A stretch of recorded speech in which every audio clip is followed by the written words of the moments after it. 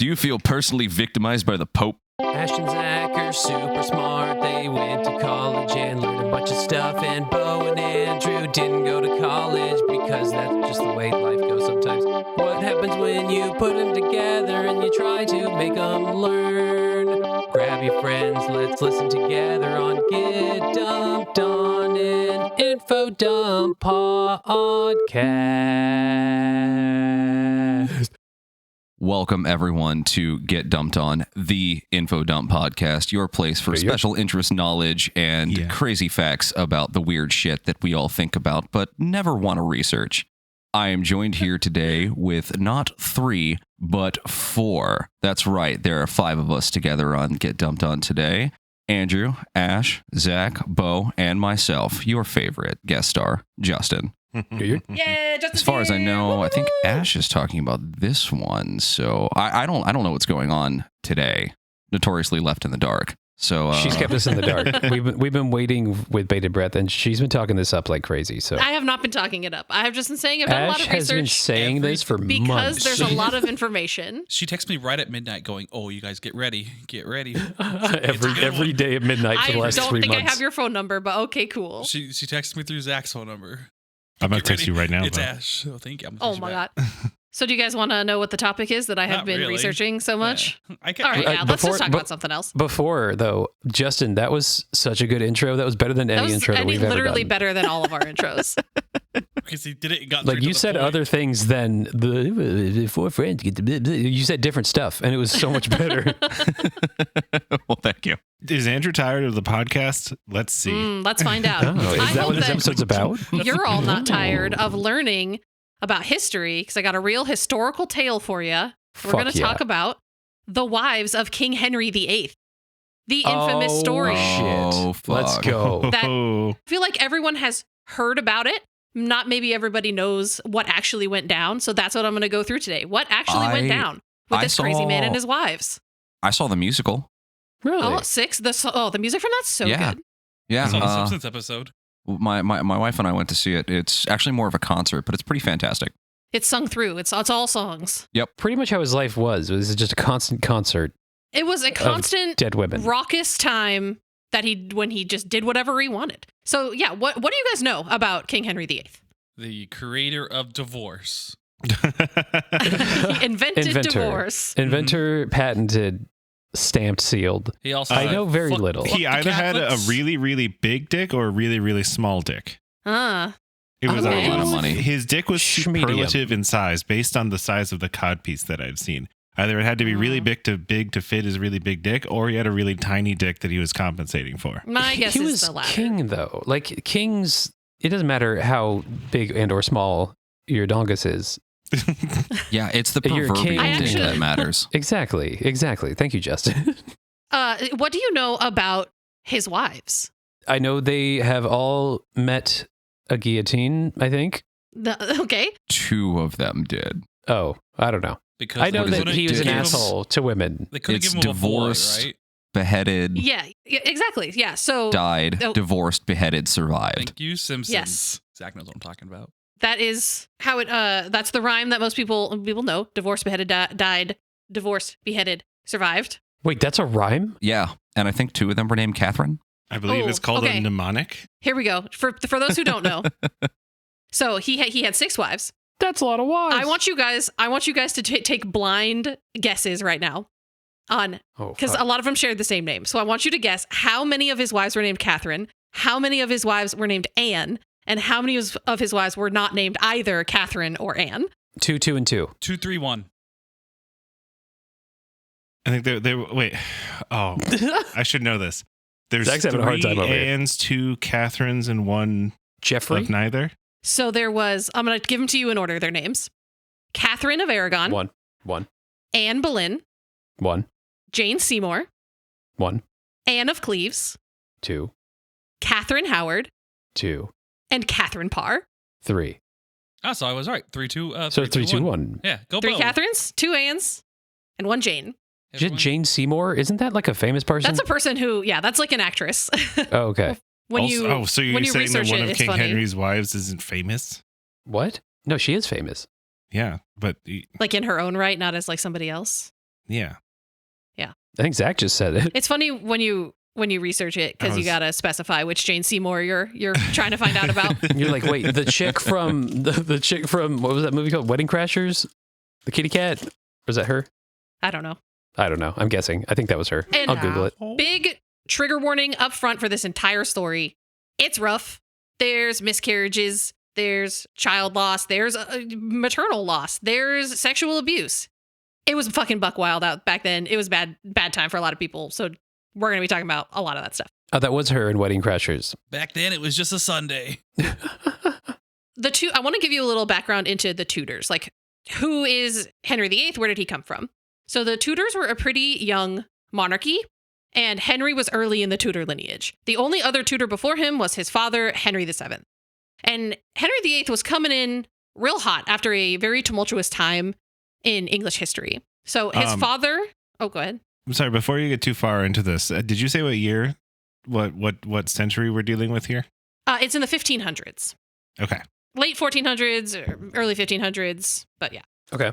May I ask what the political landscape is around this time? Like, I don't really know anything about this time. Yeah, I'm actually going to tell you that right now. So his father, Henry VII, had seized power at the end of the War of the Roses, which was essentially Game of Thrones. George R.R. Martin specifically said that this time in English history inspired at least the first Game of Thrones book. So there was two powerful English houses at the time, the Lancasters and the Yorks, aka the Lannisters and the Starks. They were both fighting for power. They were both descendants of a previously ruling house, the Plantagenet House. Also known as the House of the Dragon. Got it. Maybe they were dragons. So over this period of time, the Lancasters and the Yorks entered a series of battles in control of the English throne. Huh? During this time, the crown changed hands a lot. Power was seized and lost and seized again. There's a lot of parallels to Game of Thrones. It's a ridiculous, crazy tale. There's a mad king. There's betrayal. Really? But oh yeah, and I really want to do an episode on the parallels between the War of the Roses and Game of Thrones. That's for another episode. Yeah. What's Let's important fucking is do it. At the That'd end be of really fun, though. That would be really fun. Yeah, I really want to. The more Who's Littlefinger? I don't know. I almost got off onto a tangent of doing the War of the Roses, but I was like, I have to stay focused. I can't let this deter me. So at the end of the conflict, it was a lower level family, the Tudors within the House of Lancaster, with, let's say, tenuous claims on the succession order. He was the grandson of the previous king. So, like, was he the best in line for the throne? It's all pretty murky. There's a civil war. But it was Henry Tudor who seized power, thus being crowned as Henry VII. At the end of the war, Henry married Elizabeth York to unify the two houses of Lancaster and York, thus ending the conflict and setting in motion the events of what we're going to talk about, his son, King Henry VIII. Wait, for real? They just did a marriage to end everything? Yep. What the? That's how Why it don't we do that now? Well, we don't really measure power this way anymore, so that's probably why. Well, we should. Gosh, I would say we could solve that Russia-Ukraine thing right now. Oh my god. Well, yeah, we just gotta have just Zelensky marry Putin. Marry Putin? Yeah, have them marry each And have other, a and child then they together? can't attack each other. Yeah, and then it's because you can't get a husband and wife to testify against each other in court. So Worked great for the I'm Romanovs. pretty sure they can do that. it works out in some way. That. So who's listening? Finish the joke for me. I lost it. That was so funny, babe. So I wanted you to know this because I feel like some of this contextualizes Henry VIII's actions throughout this story. The crown changed hands a lot of times. His family was in exile for a while because of it. And even more so, Henry was never supposed to be the King of England. What? He had an older brother, Arthur, who was the firstborn son and heir to the throne. King Arthur. Man. English people and kings named Arthur. Name a more iconic duo, right? And he was specifically named after Arthur and the Knights of the Round Table because Henry Tudor wanted to hearken back to that to gain the favor of the people and project a specific image of his reign. And future planning, the King Arthur language, like the King Arthur legend is just such an old legend that it was like a legend to them too, right? Yeah, absolutely. He was essentially Creed. It was like people knew the story of like King Apollo Arthur, Creed? and it was He would take them higher. he would take him so fucking high. So that was totally a thing. Okay, so he was they were part of the Lancasters, whatever. Yes. and then they rose to power, and then they married the York. Got it. Yep, unified. And so Arthur and Henry were both Lancasterian and York, thus having a really good claim to the throne, but their claim wasn't carved in stone. No one outwardly opposed them, especially even Henry. Like, no one was against them at the time of their succession, but like, they saw what had happened in the War of the Roses. They knew that they could be deposed if it came to that. And so Henry Tudor he really wanted to cement his legacy, and he wanted to secure the future of the Tudor dynasty. So he betrothed his 4-year-old son, Arthur, to the then 3-year-old princess of the Spanish monarchy, Catalina de Aragon y Castilla, known in England as Catherine of Aragon. What a name. English people Right? and child marriages. Name a more iconic duo. What the hell? White monarchy. people and eating Wonder Bread. The monarchy and marrying their cousins, which technically Catherine of Aragon was related to them. Classic. The Habsburgs and marrying themselves. Big time. So King Ferdinand and Queen Isabella of Spain were kind of a big deal at the time. I don't know if you've heard of King Ferdinand and Queen Isabella, but No. they're a power couple for sure. They're the Christopher Columbus ones. Yep. So they under their What? time as rule, they unified Spain. They started a little thing that you would never expect called the Spanish Inquisition. Classic. And- Boo. Boo. They- No one expects the Spanish Inquisition. Didn't expect No one. it. No one. And they sponsored a little piece of shit named Columbus to explore the oceans in 1492. What a piece of shit. So without those people, we may not be here. But also, fuck that. Yeah, but also remember, Columbus did really fucked up shit, and even the king and queen were like, bro, you have to stop. Oh, did he? He's like, lol, give me more money. People are always like, by the standard, we should judge Columbus by the standards of the day, not our modern standards. And yet there are tons of letters from the Spanish king and queen who are like, Columbus, you have to stop bringing us slaves. Pump You the have fucking to brakes, stop. dog. You Pump please the stop. brakes. You have to stop. Who wants more slaves? And he was like, oh, here I go. Here I He go wants slaving more again. slaves. I brought them across the ocean. They're near death. Yeah, terrible. And I'm not excusing the Spanish Inquisition. Like, they weren't like the best, but regardless. The So lesser in a of lot, two shitholes, I guess. yeah, right. Like dude, everybody in this story is a shithole mostly. That's true. So an alliance between England and Spain at this time was very desirable for the English for a couple of reasons. England was at war with France yet again. When is England not at war with France? It's fucking constant. Name a more iconic duo. When England going to war with France. I think they're at war with them right now. Have you seen the It's a the cultural memes that are like English, Apple, French, Le Pomme, 500 years of war? Like, That's the reason. Like the part of the main reason why we won the Revolutionary War was because France hated England so much. So that they're like, much. yeah, we'll help you revolt. This might be apocrypha, but I heard once that the reason why the British say lieutenant instead of lieutenant is because lieutenant is a French word. The petty. I'm I gonna could look see him that being up. that petty, to But be I'm honest. looking it's that up spelled right now. exactly the same way, and they say lieutenant instead. And yet the reason why we have different names for the animal and the meat is because of the French, the Norman conquest of England. But that's This a is- whole other topic. This is a whole other thing. So, getting back to the story, England was at odds with France again because Spain was popping off at this time, was basically the strongest state in Europe, and 3, because of the aforementioned shaky Tudor position, Catherine provided stability and legitimacy to the Tudor reign. The Aragons and Castilles were established monarchs, and like I said before, Catherine had claim to the English throne by birth because she was Lancasterian on her mother's side. Lancastrian. Lancastrian on her mother's side. Fancy. And she was essentially raised to be a monarch. Her mother raised all of her children with the highest education in the most cultured courts in Europe. They studied religion, language, history, diplomacy, literature. Catherine spoke Spanish, French, Greek, Latin, and eventually English. That's gotta suck. Like being bred from birth to do something. Like, what if you just want to be a baker? Yeah, what if I Mhm. just don't want to do that? You were absolutely not allowed to. This is the inciting event for like 80% of Disney princess movies. I don't want to. No. If only the story went that way for Catherine of Aragon. A whole new world. So Henry VII was super keen to marry Arthur and Catherine. He wanted to cement his legacy and position on the throne. He wanted to create a strong political alliance. So he betrothed the two kids. Additionally, any children that would come of this union would be indisputable as the rightful and true King of England. Jesus Christ. He's already like, hey, my baby's going to have sex with your baby. And that baby is going to be the king baby. Yeah, totally. 100%. Fuck. What the hell? So they were formally betrothed by proxy when they were around 14, which is where they send representatives and you sign papers in person saying, we're going to do this. And then when they were 15, it was decided that they were old enough to live as husband and wife and get married for real. And so 2 weeks later, Catherine arrived in England. My God, when I was 15, I wasn't even trusted to take care of my dog. Yeah. Let alone be in a committed relationship. Dude, I was riding a bike around my hometown eating Taco Bell nonstop. No marriage.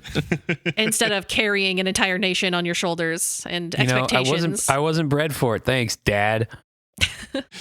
Catherine and Arthur had corresponded via letters when they lived on different continents. Wait, they didn't meet each other? Oh, they had never met until she got there for the wedding. That's the ultimate blind date. Hey, we're married. They had talked to each other via letters. They conversed in Latin as it was their only shared language. What's up, girl? Jesus Christ. But they found, though, what happened when she got there was that even though they both knew Latin, they actually couldn't talk to each other because their pronunciations of Latin were so different, they had no idea what the other one was saying. Oh my God. Holy shit. Could you imagine? Like, hello. And they're like, hello. And you're like, You're like, oh no, I think you're having a stroke. And so, like, do you just like write stuff down? Like, I don't even. I don't know. I see a good thing. It seems like less arguments, which would be a healthier relationship. Just can't talk to each other. Yeah, I don't see this ending badly at all. We never like those couples say, "Oh my God, we never fight." That's literally them. They literally can't. They don't know if they are or not. Yeah. Well, let's see exactly how that plays out for them. Fascination with Latin is insane. Yeah, they were all very Catholic, and that's very important. That's why they knew Latin. That's so funny to think. Like, she walks up and she's like, "Oh my God, I can't wait to talk to this guy finally. That's not in a letter form." He goes, "Hey, what's up, buddy?" And he goes, "Yeah, schma, me about here, never haba." He like starts talking like fucking Sims language. This is what Dutch is like. I swear to God, if you ever look at written Dutch, you're like, "Oh, this makes sense. This kind of looks like German and English. Like, I could totally understand what this is." And then a Dutch person starts talking to you. Like, is this a prank? And you're like, what? Am I being pranked? Why do you hate the Dutch so I am convinced. I love the Dutch. I am Their convinced language is Zach weird. the Dutch language is a prank. The Dutch language is absolutely a prank. Oh They go my like God. Dutch people go home and they just start speaking German to each other or something. Listeners in the Netherlands. That's awful, Zach. Well, not anymore. Okay, Yeah, well, the listeners like, in the "How Netherlands dare are you?" sitting over there going, yeah. Yeah. That's bad. That's bad noise. so they were married 10 days. They were married basically immediately, and then they were coronated 10 days later. They're crowned. Catherine learned English really quickly because she was super smart and she already knew She's 5 languages. She's smart. Good wife.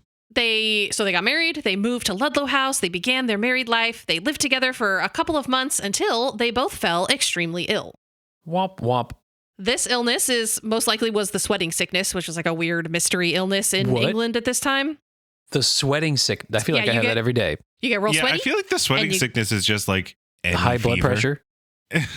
It was a specific like weird illness at this time. Like a lot of people were getting really bad fevers and dying. So like it was probably some type of like bacterial or viral infection that was just kind of making its way through the population, but it was really bad. It ravaged their households. And 5 months after they were married, Arthur died. Oh, shit.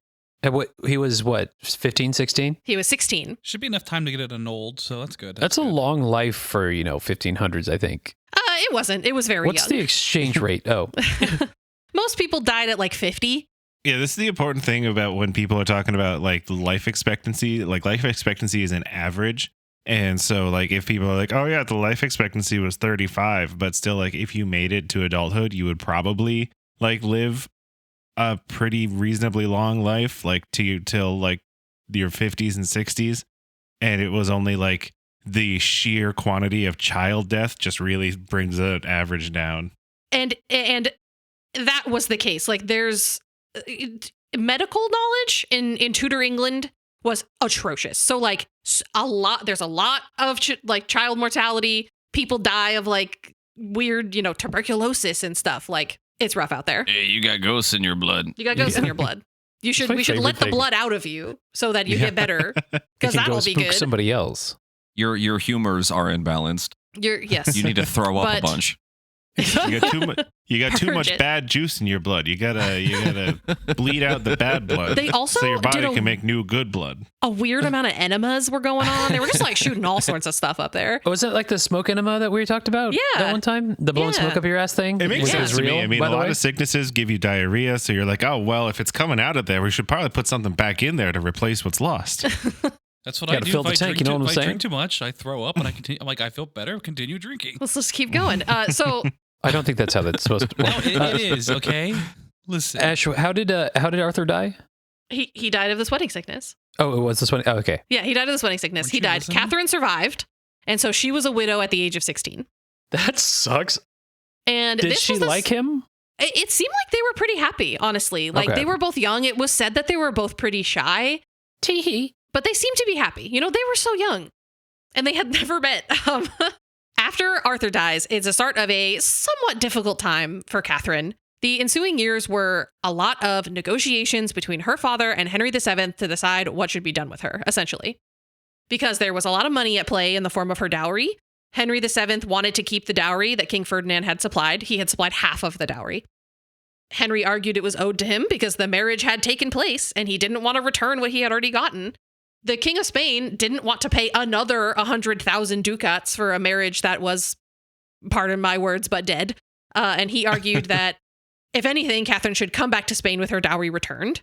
I mean, yeah. No refunds. Right? You break it, you bought it. Wait. All sales are final. I mean, they were married for 5 months. The marriage happened, and then he died. In the interim, her mother, Queen Isabella, also died, which left her in a weaker political position because much of that estate had gone to Catherine's older sister, and they didn't have any living sons. It was like a whole thing.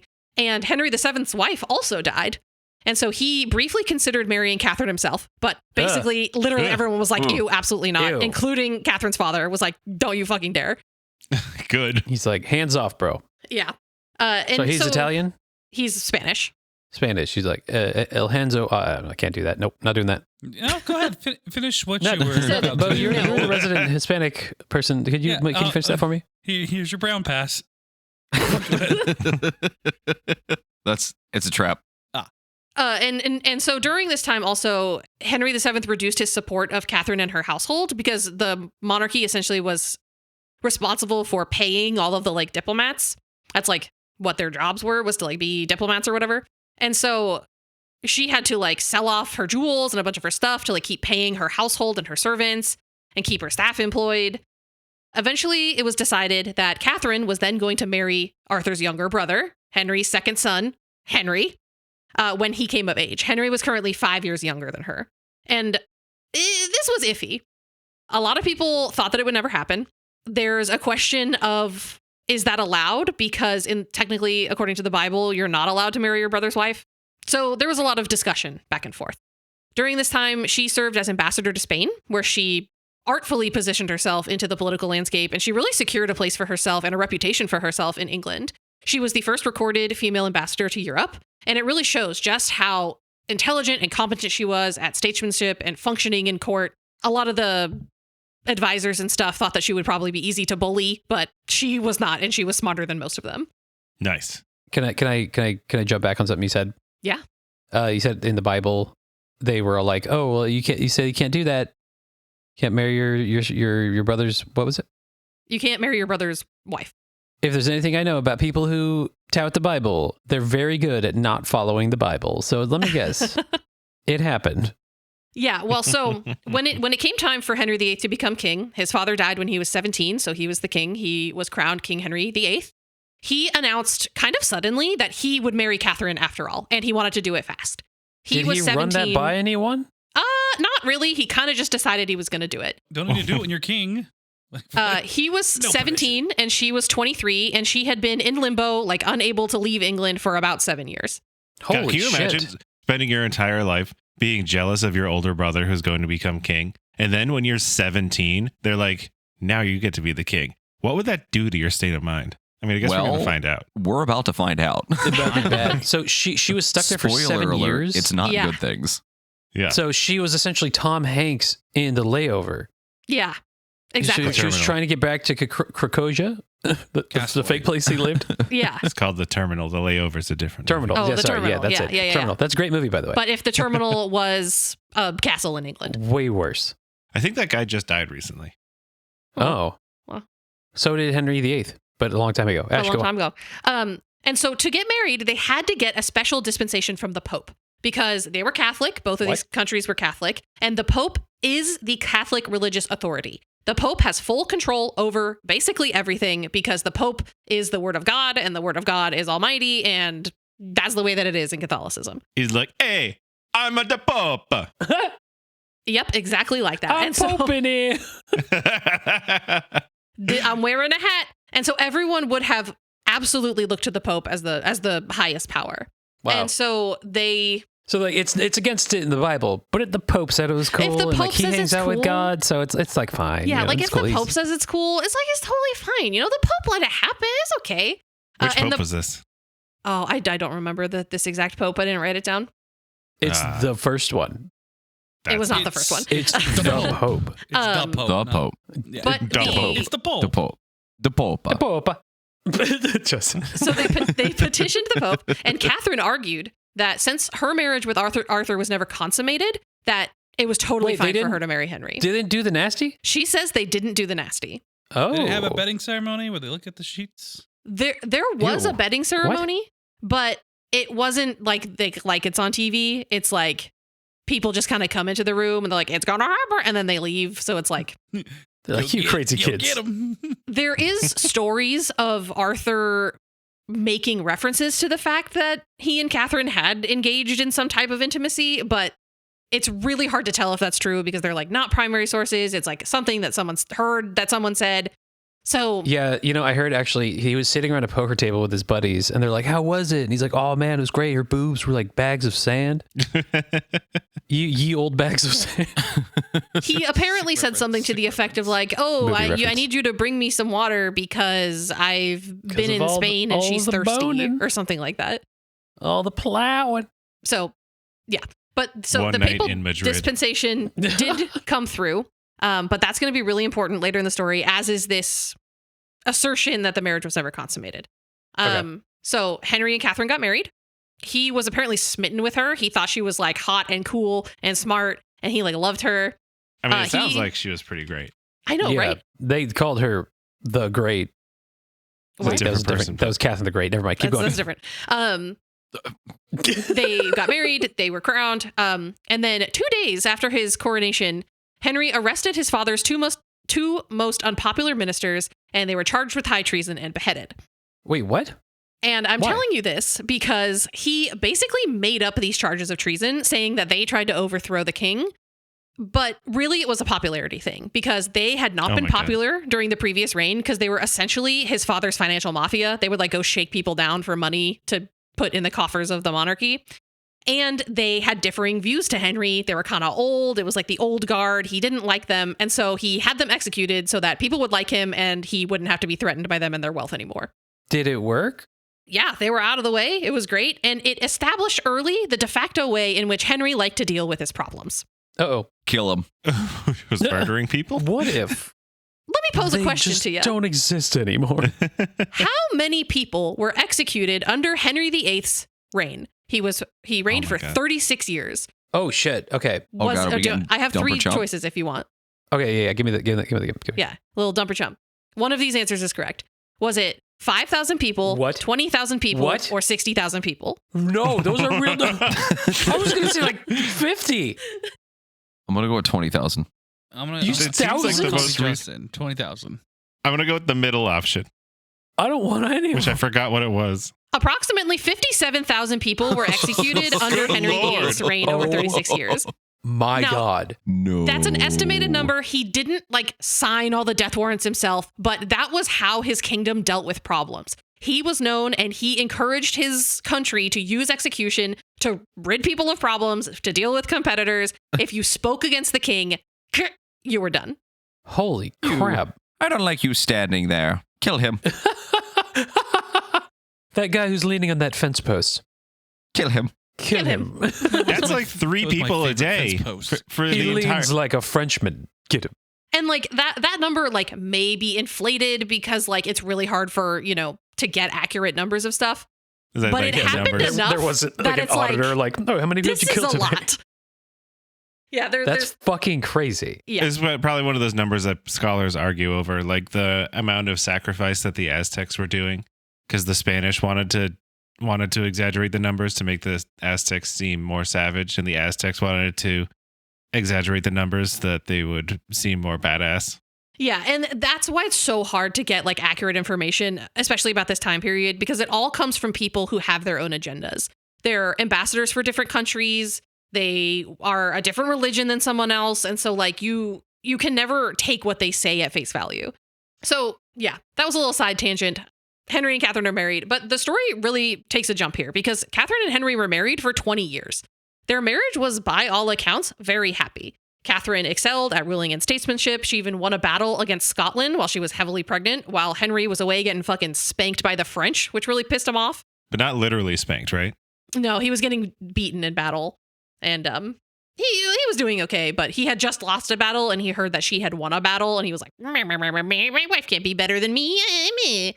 Dude, I'm imagining, like, you said they were together for 20 years and you said they seemed to be okay, right? Yeah, they were like pretty fine. I'm imagining like a montage of them like walking through town and like someone opens a door for her and she's like, oh, thank you so much. You're so nice. And as soon as they get through, Henry's like, and his guards like take him away and kill the guy who opened the door. Kill him. Unfortunately, the biggest problem in their marriage was the biggest problem of all, which was they could not have a son. They tried and failed on many occasions. They had as many as 5 stillbirths and miscarriages during their time together. Oh. They had one son who only survived 52 days. And in That's rough, buddy. Yeah, it's bad. In 1516, they had finally had a healthy daughter, Mary, and she was the only child of Catherine of Aragon and Henry to live beyond infancy. Around the age of 32, Catherine would have her last pregnancy, and she was no longer able to conceive. This left Henry without a male heir. And as we talked about before, their shaky position, the monarchy was still in its infancy. Henry would know all too well how unstable that position could really be. He also knew that the last time a woman was an heir to the throne, which was the daughter of Henry I, a civil war broke out when he died because the nobility didn't support her and wanted to crown someone else. And so, also, the tumultuous nature of the War of the Dragon. Sort of. Bo knows about it. Where are the White Walkers?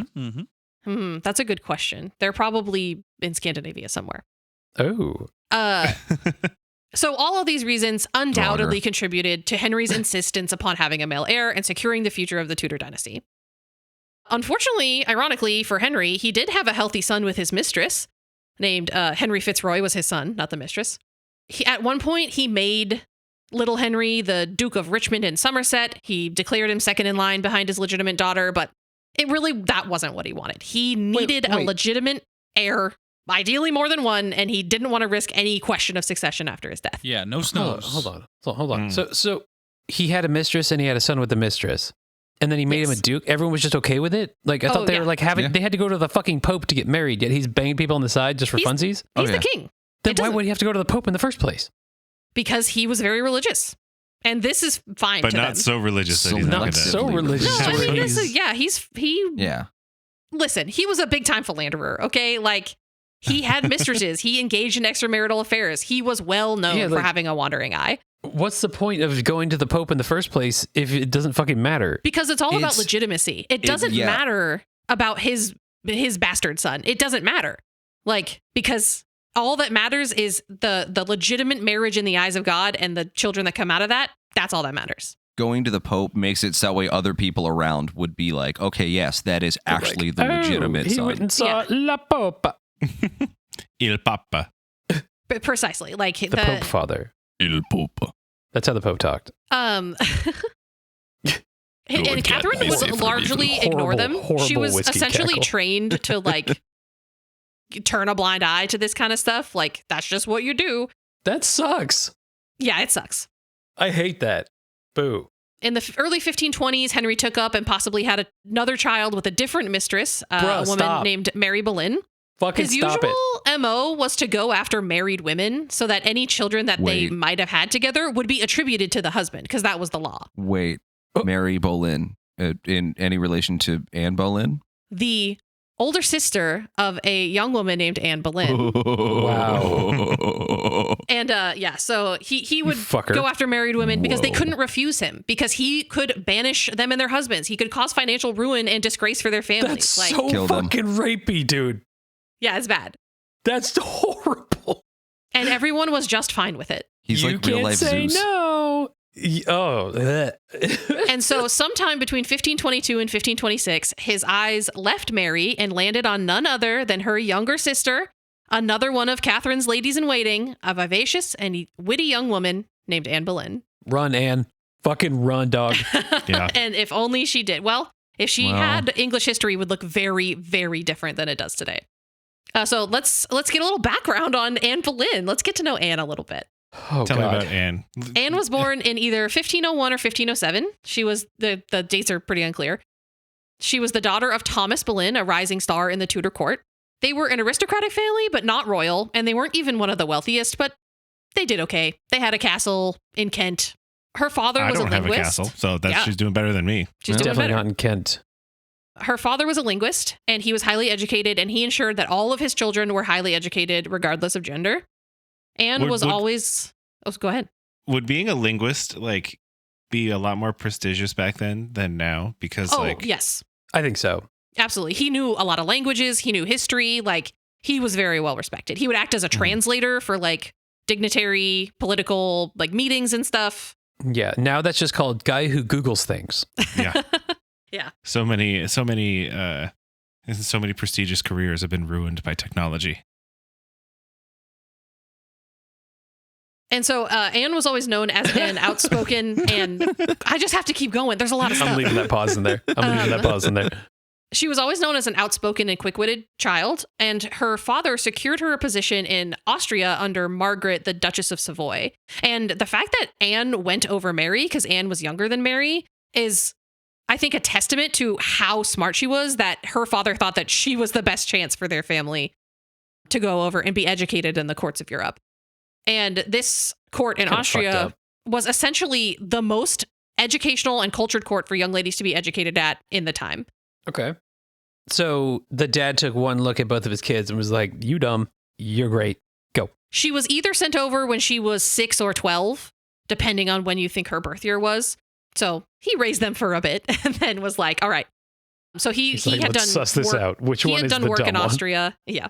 Being a rich person and sending your kids to a prestigious boarding school before you can barely bond with them. Name a more iconic duo. Yeah. And apparently Anne made a really good first impression, because Margaret immediately wrote to her father, quote, "I find her so bright and pleasant for her young age that I am more beholden to you for sending her to me than you are to me," unquote. I heard she walked in and was like, "Sup, fartwads?" And they're like, Anne's amazing. Oh my, do it again. Anne's fucking amazing. Say that to the next guy who walks in. Say that to the next guy who walks in. And so she was in Austria for a little while, and then she eventually was called to France to be a lady in waiting to the king's sister, who was marrying the French monarch. That marriage ended pretty swiftly because the person that the king's sister was supposed to marry totally died. But Anne had made such an impression that Queen Claude, the Queen of France, asked her to stay and be a lady in waiting for her. Damn. Wow. Yeah, and that's a really big popular. deal. She is popular and everyone loves her. She's said to be so charismatic, just have that thing where everybody is drawn to you. A certain je ne sais quoi. What's that like, Bo, being the most popular person pretty much in every room you walk into? You know what? At this point, I'm numb to it. And that's why I always wear big hoodies now. I just kind of have to put my hood up. People ask you how you are, and you just have to say that you're fine when you're not fine. Yeah. But deep inside, I'm hurting, but I can never let them know, because then it shows weakness and I can lose the popularity. That sounds awesome. I want that. Want to lose it. You just got to go to France for about 7 years. Anne was abroad and in France for 6 or 7 years, being exposed to literature, politics, artistic movements, and intellectual ideas in France. And serving under these two queens, or this queen and this duchess, really showed her, it gave her not only one of the finest educations basically in all of Europe, but it exposed her to how women could wield their power in a time when they were really undervalued, because these were two women who were essentially running their countries. Yes, queen. And she directly served literally. them. Oh, so the older sister Stark. What? Sansa. Yeah. What about her? She was running shit. Oh, Yeah. she'd be running shit. Yeah. She learned from people and then, started running shit as a boss ass bitch.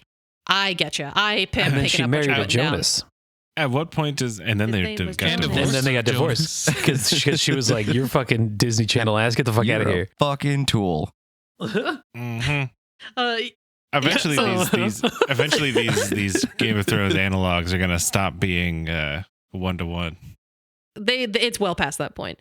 So after 7 years abroad, due to deteriorating relationships between England and France, again, and also maybe because her father thought it was time to arrange a marriage contract for her, Anne returned to England in 1522 to serve as a lady-in-waiting to the Queen of England, Catherine of Aragon.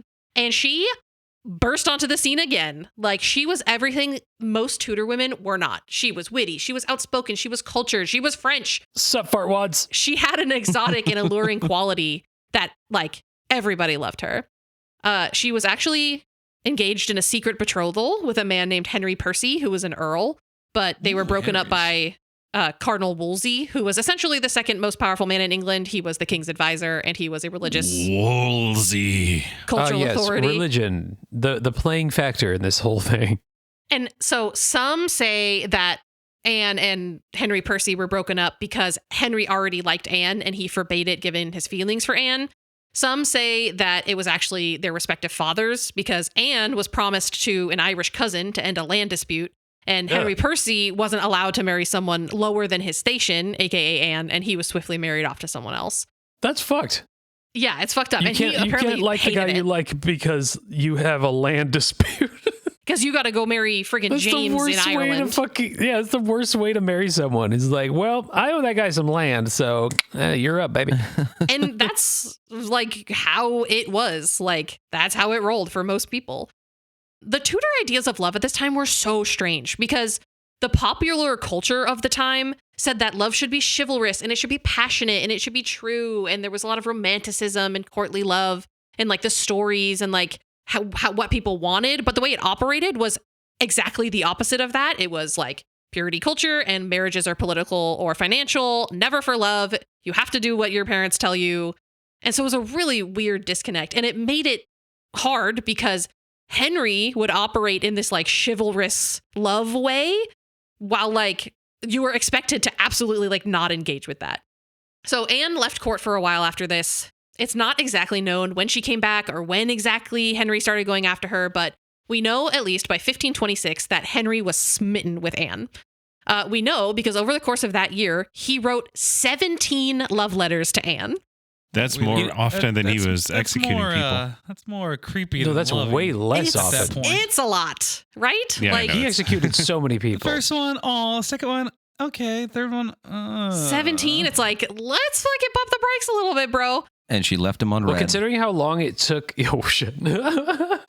considering how long it took to get letters places. That's true. Yeah. That's a lot of letters. That's a lot. She's like, oh my gosh, she's double lettering me. Gosh, this crazy guy. He was writing him before, writing him before she even got the first one that he sent. Yeah. So the first of these, Henry explicitly do we know what they asks. said? Yeah. So in the first one, Henry explicitly asks Anne to be his mistress, saying the first one. Oh yeah, so he's bold. like very bold. He talks about like courtly love and whatever, and then he says that if she accepts him and gives him her love, he would take her and only her as his mistress and love her above all else. I mean, he asked too. He's being polite. Like he at least asked, like, "Hey, you and me want to kind of do this thing? Yeah, it's like side hustle here. Little. And discreet, I promise you'll be my favorite mistress." Right? Yeah. I mean, at least he promises her that exclusivity there. I mean, yeah, he's married. He has a wife.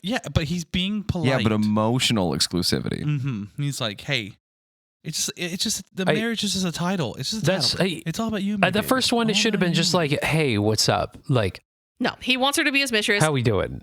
But the first, he just hard. Like, let's do letter. this. Who dis? Mm-hmm. He wrote at the end. He wrote her initials AB inside of some doodled hearts. Like a little teen. Little teen boy. Except what, he's like 35 at this point. Yeah, he's in his 30s. Well, that was new back then, though. And he wrote Henry Boleyn across the bottom. And yeah, Mr. Henry Boleyn. Like 40 times. He was just seeing what it looked like. He actually wrote the letters to her in French because French was, well, one, she was educated in France, but two, it was the language of love. Oh, s'il vous plaît. And so the letters are from 1527 to 1528, but in the first one he said, having now been above 1 whole year struck with the dart of love, not being assured whether of either failure or of finding a place in your heart and grounded affection. So he had already been pining for her for a year when he wrote these letters. And it depicts this dynamic, one of Henry pining for her and being desperately in love with her, but being kept at a distance by a kind of hot and cold Anne. He found her wit and intelligence to be enrapturing, and he was not a man who was used to being refused. And so when Anne refused to become his mistress, that only fueled the fires for him. He just wanted her more. And he was the first person to ever say no to him. I mean, like in a real sense, and probably like a romantic sense.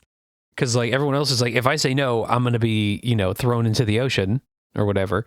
Drawn and quartered, beheaded. See, he liked her no because tossed he's into like, a volcano. The chase. Okay, you playing hard to get. Okay, exactly. I'm gonna break your hard shell, lady. You me, mistress. Let's do this. If not, beheaded. Anne was like, I'm not going to become a mistress because she probably saw what happened to all of his previous mistresses, her own sister. She also was a very pious woman, and also she was smart. So like, she's like, my sister told me about you, and I don't like you, and I'm not going to do that. My nephew is yours. And Henry would go through mistresses. He would, date someone, get bored, move on to the next one. But he never left Anne once he set sights on her. Like, the more Anne kept Henry at bay, the more Henry wanted to play. Ugh. I don't like it when you said it like that. It was a rhyme. Don't. It was bad. I mean, you didn't have to. And so it's around this time that Henry decides he needs a way out of his marriage because he needs to marry Anne. Because Anne won't be with him unless they're married, so it means he's got to marry Anne. And so he petitions the Pope to declare his marriage to Catherine as invalid. After 20 years? After 20 years, Bro, he says, that's I want statute out. Limitations too long. Yeah. And he honestly thought that it was going to work. He thought that it would take a couple of months. He would send his advisors. He's like, bing, bang, boom, no problem. I got this. Bang, she's going to be gone. He always got everything he wanted, And this became known as the King's Great Matter. And it turned out not to be solved for 7 years. That's an awkward dinner table. Yeah. I'm sure Catherine felt great about that one. She felt so good. The Pope's like, you got to believe in the sanctity of marriage. You gotta get a divorce. Most of his time until death. Was What about these Henry Protestants? sending his advisors to argue with the Pope. He sent Cardinal Wolsey back and forth to negotiate on his behalf. The Pope kept him on ice for a while before ultimately refusing. He refused because of the special dispensation that they had previously received. They were granted permission to marry after she was married to Arthur. He was not going to overturn that ruling. He was not going to go against the church's previous ruling. Is this the same Pope or is this a new Pope? It's a new Pope. It's a different Pope. I respect this new Pope. Sort of. I don't know anything about him. Also, an important little tidbit of information is the Holy Roman Emperor at this time, who, I don't know if you know, but the Holy Roman Emperor and the Pope, they're real close. They get along real good. They're buddies. The Holy Roman Emperor was Catherine of Aragon's nephew. So if the Pope chose Henry's side, he would alienate the Holy Roman Empire. And if he sided with Catherine, he would just piss off Henry. So that's what he did. And Henry was pissed. But I don't want to be married anymore. He truly believed at this time that his marriage was blighted by God because of a passage in Leviticus. It says, if a man marries his brother's blighted wife, by his own dick. It's an act of impunity. He is dishonored. He has dishonored his brother, and they will be childless. Oh, fuck you. He had a daughter, but okay. Yeah, fuck off. Daughters are so easy After to that forget. many years and you actually had a kid and you're like, oh, well, now I feel bad. Fuck you. But he believes that this is why he's not able to have a son with Catherine, because God was punishing him for marrying his brother's wife. Oh, of course. It's the only So natural. God's not it's gonna definitely not punish God's you for fault. divorcing. It's never his fault. It's always God's fault. It's always God's fault. And Catherine maintained until her dying day that she had never consummated the marriage with Arthur, that she was Henry's true wife and the rightful queen of England, and that their daughter was the legitimate heir to the throne. But Henry's dead set on it. He tried to get Catherine to join a nunnery, which she said, fuck no. Oh, Jesus.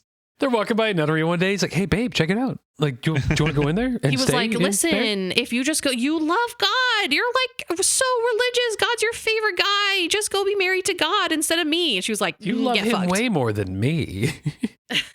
Remember just last week you were talking about how much you thought God was so cool.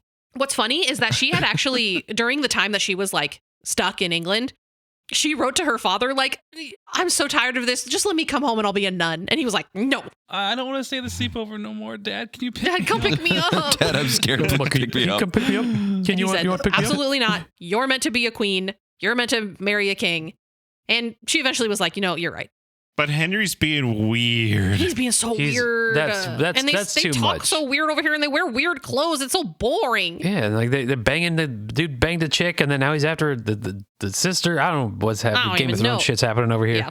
He also, after the Pope denied him, he called for the execution of Cardinal Wolsey for failing to secure the annulment, and because he had heard through the grapevine that while Cardinal Wolsey was talking to the Pope, he was like, well, maybe we could just get Anne out of the picture.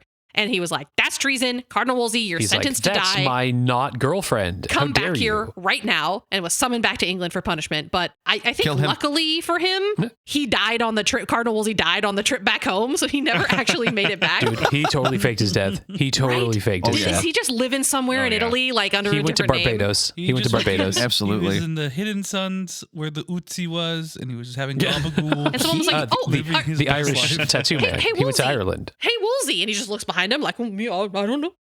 We're talking about a man in the cloth that was actually talking to the Pope. He was probably like, oh my God, this guy's fucking crazy. Please get me out of here. Please, the Pope was like, oh God. I can do this. Wow, the Pope sounds... The new Pope is sexy. The new Pope is hot. He's a little sexy. He's hot as fuck. And so after the Pope denied him, he then says, okay, well, we're going to break from the church. The idea to break from the Catholic Church seemed to stem from... He could have done that at the beginning. He could have. But it like, to go against the Catholic Church is to go against God himself. Like, that's how the Catholics operate. But now Henry is surrounded by a man named Thomas Cranmer, who was the Boleyn family chaplain, who Henry hired to bolster Anne's family and connections and win her favor. I have an important question. I'm sorry to interrupt, but yeah, did you misspeak, or is his name literally Thomas Cranmer? It's Thomas Cranmer, Cramner. Thomas Cranmer. That's my new porn name. Thomas Cranmer. It's not Thomas. Thomas Cranmer. Sorry. My name is Thomas Cranmer. Thomas Cranmer. And I'm here to deliver your pizza. And then he also close to him was Thomas Cromwell, different Thomas, who's still a C. Too many Thomases. Cranmer and Cromwell. Cranmer was Anns. the new advisor hired to replace Wolsey, and also Anne Boleyn, because Cranmer, Cromwell, and Boleyn were all sympathetic to the Reformationists. Is it just me, or does Cranmer, Cromwell, and Boleyn sound like a law firm? It's definitely a law firm. It does. Oh, yeah. The Protestant I hope one. that they Religious reform law firm. Exactly. And they're like, hey, it's Cram is here. Have you been persecuted by Catholics? You tired of your wife and you want a new one because you want to marry your mistress? Do you feel personally victimized by the Pope? By the Pope. Raise your hand if you're personally victimized by the Pope. Because of how sexy he is. I get it. And I don't know if y'all know about the Reformation, but essentially the Reformation is people believe that you should be able to read the Bible in your own language, that the word of God should come from the Bible and not from the Pope or the church. It's a more personal, like, individual spiritual connection with God and the word of God. And Isn't to this Catholics, when they that's had an idea and heresy. nailed it to a door? Heresy. Yes. In 1515, I believe, in Germany, Martin Luther had nailed the 99 Theses to the wall, which was essentially a scathing review of the Catholic Church. He gave them 0 stars. Oh, wow. And said, like, this isn't right. This isn't what the Bible says. The way that the church and the Pope operates isn't what the Bible says, and people should be able to read the Bible in their own language. They're selling bum copper. I was going to say that. I was going to say that. It's the biggest bad review. I heard they sent him through enemy territory to write that thing. And he said, and I quote, "Does this feel good to you?" Is it good to you? Was that good to you? And then the dog went to the bar and said, I'll have this one. Previous episode, please listen. And so this was kind of happening in the background of all of this stuff. The Reformation was kind of kicking off in Germany just a couple of years before, like 10 years before. And remember that Anne was brought up in the progressive courts of Europe. She was exposed to Reformationist ideology from a young age. The Boleyn family themselves were Reformationist sympathists. They had in their possession the first Bible to be translated into English. And some say that Anne actually gifted Henry a book called The Obedience of a Christian Man, which argued that the supreme authority should not be held by the Pope, but the word of God enshrined in the Bible. And as the head of the country, he would also be the word of God in the country, which he really don't liked. like that. Don't like that. Oh, I bet he loved cool. that though. Is Anne seems to be coming around on him though. She's gifting him things. Yeah, no, like she kept him on the line. Like she was like, listen, if you want me, we have to be married. I want you too, but I'm not going to do it with you if we're not married. And in some places, people don't go to the Pope permission of anything. Was it her doing? Was what her doing? This whole thing. Like, was she really pulling the strings here?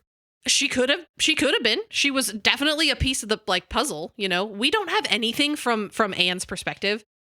She has been erased from history essentially, but it's not a far stretch of the imagination to think that she had a hand in swaying Henry to break from the Catholic Church. You know, he also had Cranmer and Cromwell saying similar things.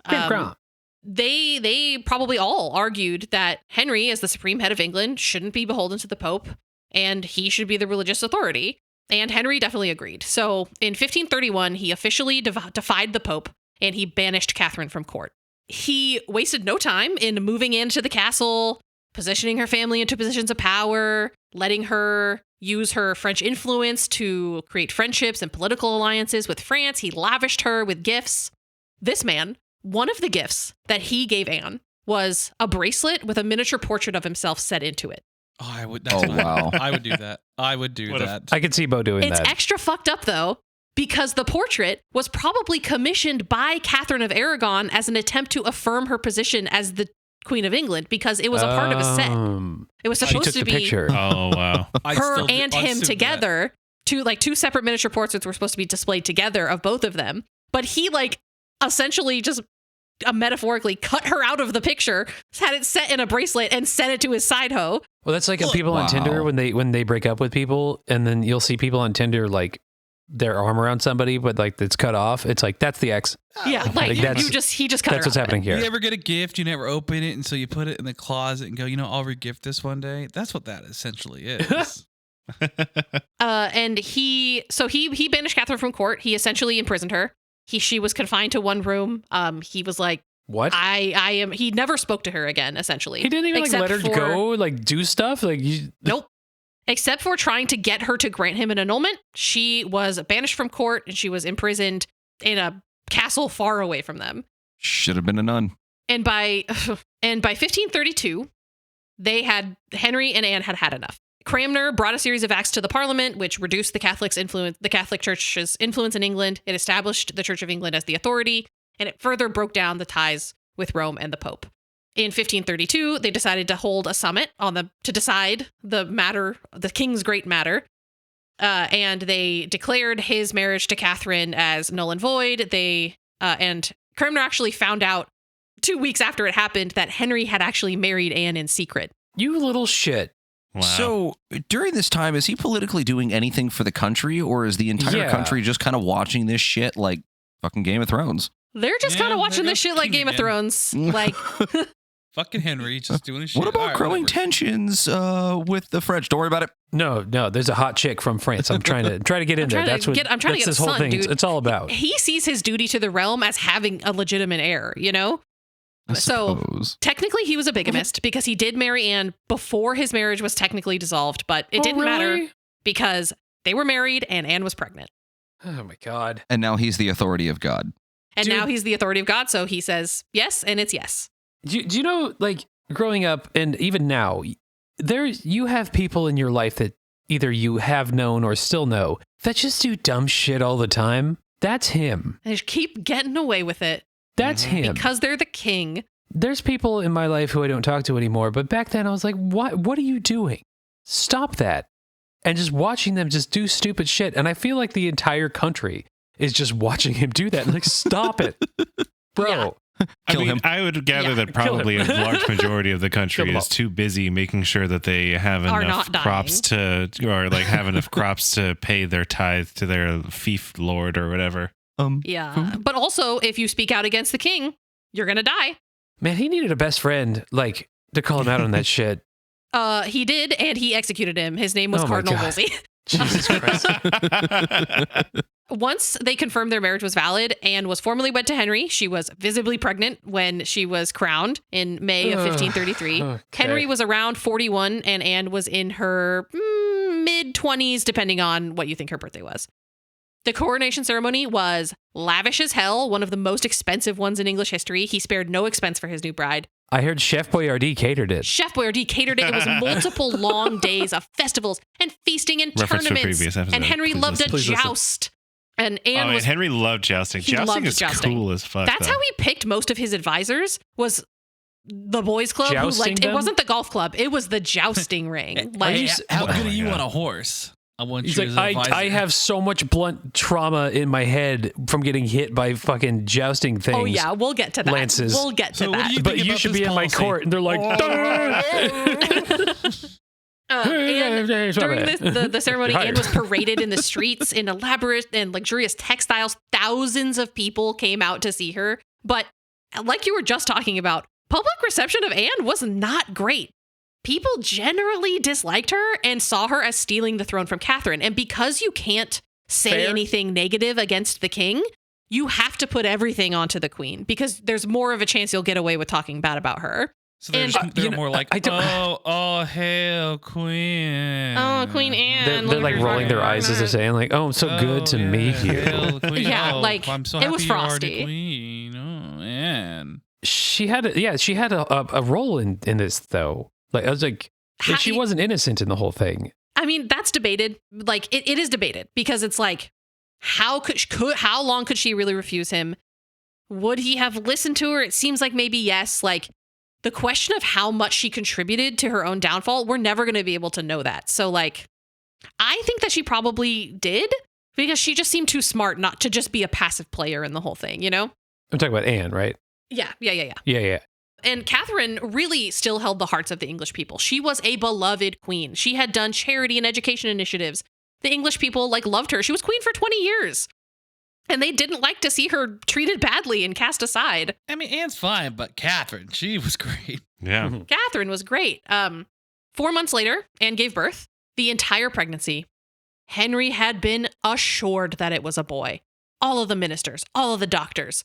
And they said, yes, this is absolutely going to be your heir. All of your hard work to get an annulment from Catherine would be well worth it. Bunch of She- yes men. She meanwhile, went into they're just labor. trying to not get beheaded. Yeah, right. They're just like, yes, this is totally Like, yeah, it. totally. He's like, this is a boy, right? And they're like, if I say no, he's going to kill me. He's gonna Yes, kill me. it's totally a boy. 100%. And so on September 17th, 1533, Anne went into labor and delivered. Do you want to guess? A girl. It's A a girl. healthy baby girl. They were so sure that the royal birth announcement had to be edited later. They know because they wrote in a different color ink. They had to grab a different pen real quick and Like a put real two Dewey- S's A on the real end Dewey of defeats Prince. Truman moment. It's like a 10-year-old trying to change his F to an A, but it's written in Yeah. red, but they finished the A in blue pen. Exactly. Like, shit, oh God, so it's a princess. She was named Elizabeth after Henry's mother, and honestly, it was a devastating blow for Henry and beginning of the end for Anne in the grand scheme of things because he had been slighted by God again, and he was furious at Anne for not That providing baby him a comes son. out, and Henry's just like, what the fuck, bro? What the fuck is You this? told me that if we secede from God or whatever, we could do this on our own. The fuck, bro? So what the fuck, bro? Well, I The fuck, a vision boy, but all the hits to the heads from the jousting, that could be a benefactor. It knocks some ladies loose. Yeah, and during this whole time, Catherine had been imprisoned. Henry would never see Catherine again. He also Jesus. labeled his daughter, Mary, whom he had with Catherine, a bastard. He disinherited her from the royal title, and he sent her away as well. And she was around 16 at the time. And so she had been the apple of her father's eye for so long, and then... This guy's a piece of fucking shit. Yeah. Like, I knew he was, but I'm just saying it. Like, I just wanted to be out Do you want to there. hear the Yeah, the more of details how much only of a make dick it he is? worse. Oh, here's Yeah. another one. I already knew he was a piece of crap. This is just making it way worse. In the biggest ultimate dick move, to get Catherine to agree to the annulment, he forbade Catherine from seeing Mary and Mary from seeing Catherine. He did not let mother and daughter see each other, and they never saw each other again. Oh, What the fuck, dude? I want to go back in time and just bitch slap this motherfucker. He tried to Yeah. bribe them, saying that he would let them live together again and he would start paying for their households again if they agreed to recognize Anne and agree to the annulment, and they both refused and held firm. The only way that Catherine and Mary were able to even converse was from sympathetic servants ferreting messages back and forth in secret. I'm sure there was no shortage of them. Yeah. Sympathetic servants? Yeah. Yeah, big time. And Especially Catherine ones that was live with them. Still number one. Andrew, you can't go back in time because you might cause a butterfly effect. You're going to cause the butterfly effect. If I hear that's a great movie. What if I accidentally... I'm going to wait for Zach's reaction before I say anything Zach else. hates that movie. Justin, I would love it if you left right now. Are you trying to butterfly affect him right now? No. So if say I accidentally, like, I go back in time and it's dope. There's like lasers and shit. It's like, pew, pew, pew. So I get there and Henry is standing next to a volcano and I just accidentally push him in. Would that change history forever? Or It would it just change keep on history going? forever. The British might still be Forever. Catholic. That's the thing about like going back in time to kill somebody. It's like, I'm sure that if you really wanted to, you could probably find somebody who you could go back in time and kill with no real repercussions. No, yeah, like some Person's stable not boy. going to be a fucking king, though. Yeah, no. And maybe it'd make life better. Maybe we'll be in flying cars and shit. Yeah, I don't know. In this time that Catherine spent in exile, she basically only went to mass. She dressed in a hair shirt, which was uncomfy and scratchy, which is something that like saints do because she saw her treatment as so unjust. She went to mass. She basically fasted often. She was confined to one room, but she never wavered in her faith or her assertion that she was the true queen and that her daughter was the heir and that her marriage was legitimate. In 1534, Henry passed the Act of Supremacy, which officially, like for real, said that the English monarchs from then on were to be the supreme heads of the Church of England, established the Church of England as the religious authority, and further cemented this break from the Catholic Church. That's just a memo. That It's means just nothing a little to me. memo. Yeah, he was like, Yeah. by the way, don't listen to the Pope anymore. Also, It's me. I'm great. Like, I'm okay, whatever. Fuck.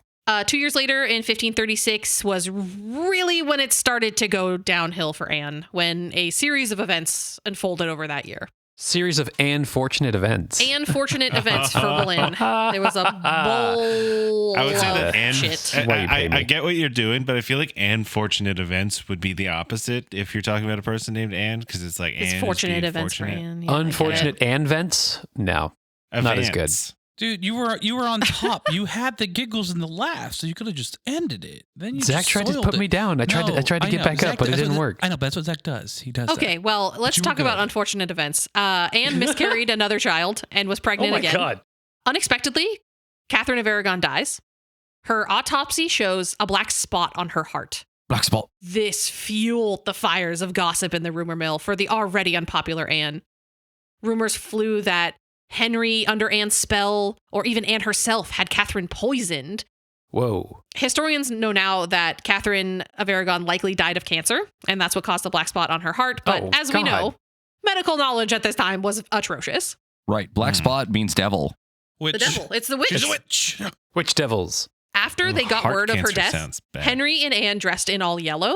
And that's important because in England, yellow is seen as a color of celebration. But in Spain, where Catherine of Aragon is from, yellow is seen as a color of mourning. So, Oh. So did they do that as a Now slap I'm in the going to face? go ahead and say So- that this seems like a situation that is ripe for misunderstanding. Yeah, that sounds like they were being cheeky. That sounds like you leave it. We'll leave it up to the people what you think we're doing. Okay. Based on these people's track record, I'm gonna go with asshole. I'll let y'all Like, decide It's what you always think gonna it was teeter to the signifying. asshole part of that. They went through a carafe of wine and were like, wait, I got a really great idea. Do you know what Oh the my God, it's color so is they became Beavis and of Butthead. morning? It's yellow. Oh We should fucking wear yellow. my God, we're fucking yellow. Oh my God. Yeah. So, oh my god, they would think we're morning, but we're actually not for fucking dicks. and then a couple of months later, Henry has a very bad fall at a jousting tournament and he's badly injured. Good. He sustains a leg injury that would never heal and would cause him pain for the rest of his life. Robert Baratheon. He also was unable to be stirred for 2 hours. What does that Oh, mean? yeah. That's Motherfucker brain was damage. unconscious He for was 2 unconscious. hours. Oh. A few days later, They And poked miscarries. him with a spoon and tried to stir him, but it didn't work. Oh. they literally like slapped him and he like wouldn't come with a awake. giant wooden spoon. A few days later, poke. after learning about Henry's terrible fall, The king is in gentle repose. Whap, whap, whap, whap. Wake up, fucker. and miscarries. And we now know that it wasn't Again. again. And we now know that it wasn't far along enough that they probably would have been able to know that it was a son, but the doctors confirmed that it was a son. Of course. Yeah, totally, bro. Get out of here. Oh, no, this was a boy. This was the Don't final kill nail me. in the coffin for Anne. She just miscarried. Her husband is berating her mercilessly for hours because she was not able to give him a healthy son. And I'm no doctor or anything, but being unconscious for 2 hours after a head injury cannot be good for your brain. That's bad. Super That's bad for you. very bad. And now he has a cane that he can shake at people. And he can punch people with.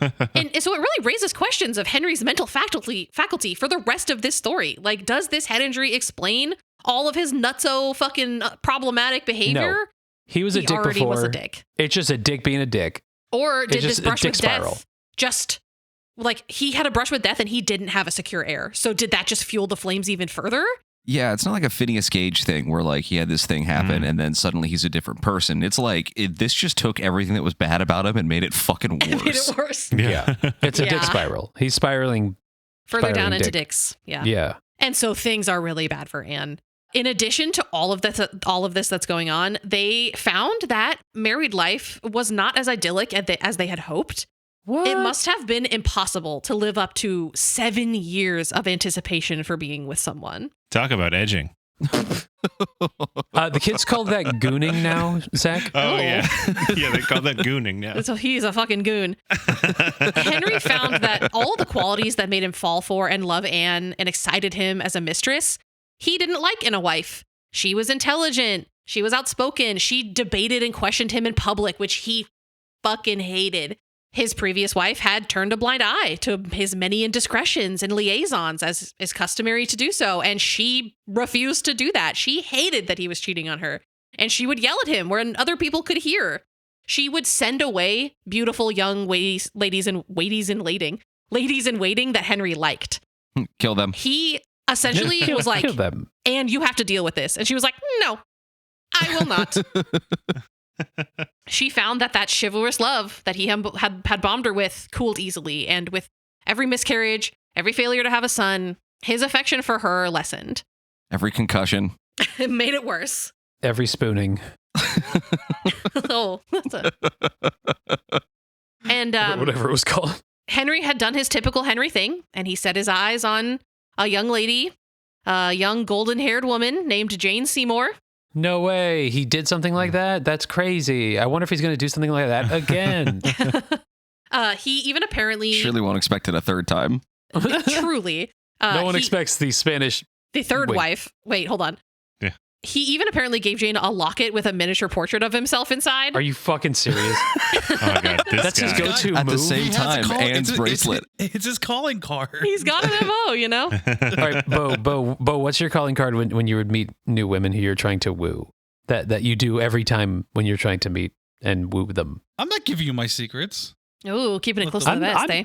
I'm married. I can't take it. I don't know. There's people But the out people there- listening- I don't want them to fucking do it. And then Okay. people Just are like, whisper, whisper it to me. Just- Henry was They're- married too. So I don't. It's true. He was married. Hold on, There's I gotta call the Pope real quick. There's a probably apocryphal It's the story Pope. where Calling the Anne Pope. saw that Jane had this locket and she snatched it so hard from her neck that she drew blood on her own fingers. But Fuck it was yeah. like a story that was written well after both of their deaths, but it really Oh. shows how like scandalous and popular these events were at the time, because they were like they captured people's imaginations for a really long time. It was the hot goss. It was the hot goss. It's old-timey hot goss. Basically Bridgerton. Bridgerton and the Kardashians and The Crown. Isn't that about chess? No, it's about the British No, that's monarchy. Queen's Gambit. Never mind. Keep going. And once about- Catherine dies, he starts to get ideas. He ended one marriage. Now he doesn't have to worry about He's like, another wait, I wife. could have done that this whole time. And so now we enter the real downturn, the part 2 of Anne's story. No more wife boogaloo. We know what's coming next for Anne. Say the rhyme. Divorced, beheaded, died. Divorced, beheaded, survived. We're on number 2, baby. Divorce Catherine, behead Anne. One day, Anne was summoned to court under an escort, which was not typical. Oh, she got a summons. Ugh. Jury duty. They levied charges against her: adultery and treason. Adultery? Oh, wait. adultery and treason with 3 men, including George Boleyn, her own brother. At the same time? Okay, hold on. Adultery? He's going to go like, oh, you slept with somebody else when there's 15 people in the room who have already slept with him that morning? Oh, no. He's the king. Probably. He's the king. He can do that. She's the queen and a woman? Like, the stenographer is sitting there, like, with their pants are still off. Like, we just did it. Anne was arrested, taken to the Tower of London in broad daylight in front of everyone. She would stay imprisoned there under 24-hour surveillance by hired ladies in waiting, hired by Cromwell to spy on her and report back her behavior. During the time she was imprisoned, the men who were accused, which the number had now grown to 5, all had their trials. All claimed that they were innocent except for one. The only man to confess a relationship with Anne was a musician in her court. And because he was a commoner, he was the only one who was legally allowed to be tortured. Oh, fuck. There's no direct evidence that he was tortured, but they coulda, and they often did, torture prisoners of low status at this time. So you can kind of infer. Yeah. Did that guy confess after the maybe torture, or was it before? Like, yeah, I did that shit. No, he confessed after he was taken to prison. Okay, so they definitely tortured it out of him. Mm-hmm. It's not confirmed, but we can guess. All 5 men were found guilty. All 5 men were executed. Jesus. Kill them. Kill them. Kill them now. Do it. Then it was Anne's turn. 2 weeks after her arrest, she faced trial. Her own uncle was the one to give the sentence. Why? What a shitty uncle. He probably saw the way it was going and wanted to be on the right side and not be implicated. He's like, sorry, dog. Got to take one for the team. Gotta look out for me. Gotta look out for number 1, you know? Number 1 uncle. He has a mug that says number 1 uncle. He's drinking his little mug. Henry's sitting there looking at him like just halfway through making the motion that he uses every single time to tell them to kill him. Oh, he's like, Henry no. wasn't there. Henry was in the Poconos on vacation. He was at court wooing and giving gifts to Jane Seymour. He was adulterizing. Baby, we'll get married after while his wife was on trial for adultery. Babe, we'll get married. I just gotta take care of this one thing quick. Real quick. She's said to tapes. have defended herself pretty well in court. She held her composure. She maintained her innocence. Funnily enough, adultery was not actually an act punishable by death, according to the law. They needed something else. They needed treason. And so Cromwell presented his evidence. Crom. Anne had said to a man named Henry Norris, which was one of the accused that had been beheaded, on one occasion, something to the effect of, "Oh, Henry, you would scavenge a dead man's shoes." And that meant that he was after the king and she conspired against the king to overthrow him. It was a joke that would have been commonplace and even expected in the context. And it was taken out of context and twisted by Cromwell in court and used as evidence to say that Anne and Henry were plotting the king's downfall together. Dude, how fucking stupid were people back then? Like, you stepped on an apple. An apple means that you're trying to overthrow the government. Here. Ha ha. Kill him. We would all be dead as hell in Tudor England. Like 1,000%. Oh, yeah. 5 seconds. We're like, that's fucking dumb. And they're like, get him. Oh, yeah. I mean, I also wouldn't have lasted very long because I'm blind as fuck. Oh, yeah. They would have been like, this guy's an idiot. Kill him. Yeah, we should do it now. Can't fucking see nothing. Get him. It's likely my family wouldn't have even made it then because they would have been killed during the entire genocide of Viking population.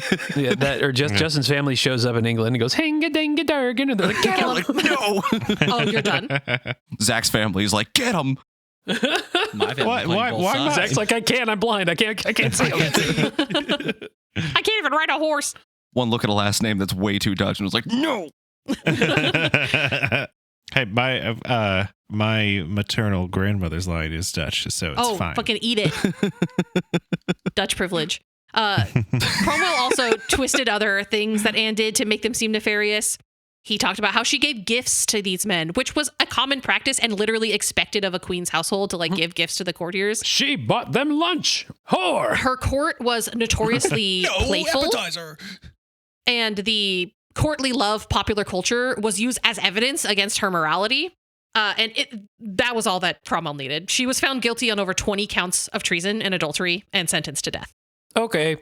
Under the law, the way for treason to to die for treason was actually burning at the stake. But for some reason, they were like, no, we'll just behead them all. We'll just behead them all.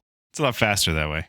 It's unknown what exactly went down with the motives behind this trial against Anne Boleyn, but some say it was orchestrated purely by Henry, who was ready to move on to a new wife and try to secure an heir. Really? That he said she bewitched him into marriage and he ordered Cromwell to get rid of her.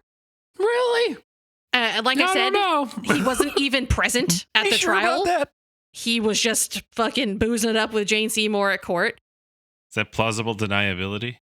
Some historians think that the plot was orchestrated by her political rivals, men who were displaced when Anne rose to queendom and who wanted revenge.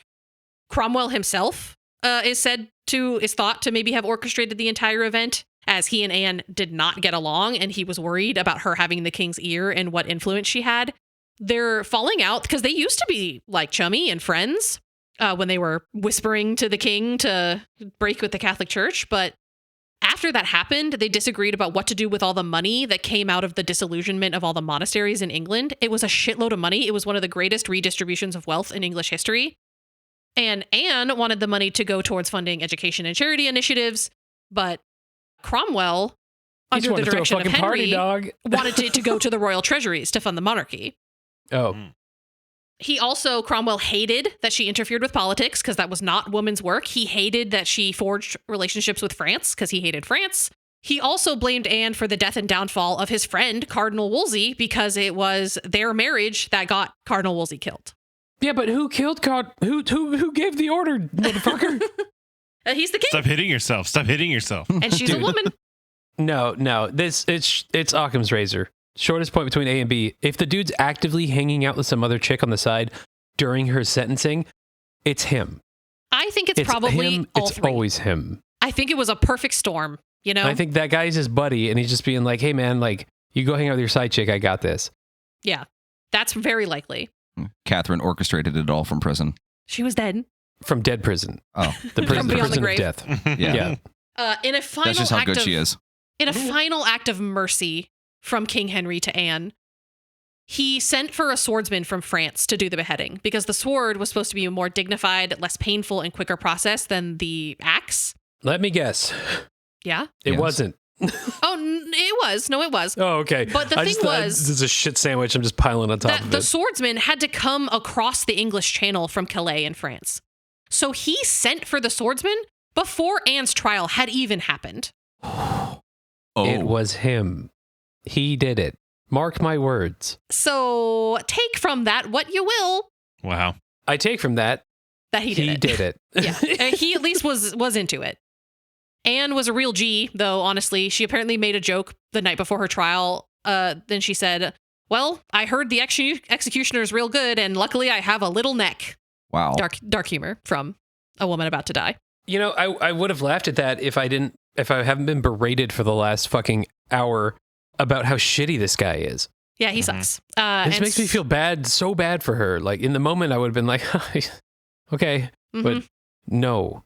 So she was executed on May 15th, 1536. She was reportedly very composed, faced her death with dignity and bravery. She said a few words to the crowd. The exact words are unknown. There's a couple of different sources. She said, later fartwads.